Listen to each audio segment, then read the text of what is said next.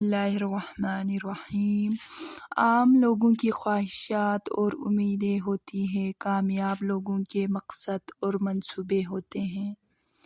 کامیابی کا جشن منانا ٹھیک ہے، مگر ناکامی کے اسباق پر توجہ دینا زیادہ ضروری ہے۔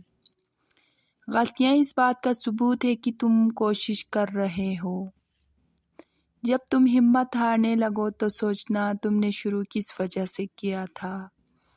کامیابی کوئی حادثہ نہیں ہوتی، کامیابی محنت، مستقل مزاجی، سیکھنے، پڑھنے، قربانی اور سب سے بڑھ کر جو کام تم کر رہے ہو اس سے پیار کرنے کا نام ہے۔ صرف ایک شخص ہی تمہیں کامیاب کر سکتا ہے اور وہ ہو تم خود۔ اگر آپ غریب پیدا ہوئے تو یہ آپ کا قصور نہیں، لیکن اگر آپ غریب ہی مر گئے تو یہ سراسر آپ کا قصور ہوگا۔ ان لوگوں کے لیے کامیابی حاصل کرو جو تمہیں ناکام دیکھنا چاہتے ہیں۔ کامیابی ایک لاغر استاد ہے، یہ ذہین لوگوں کو یہ سوچنے پر مجبور کرتا ہے کہ وہ ناکام نہیں ہو سکتے۔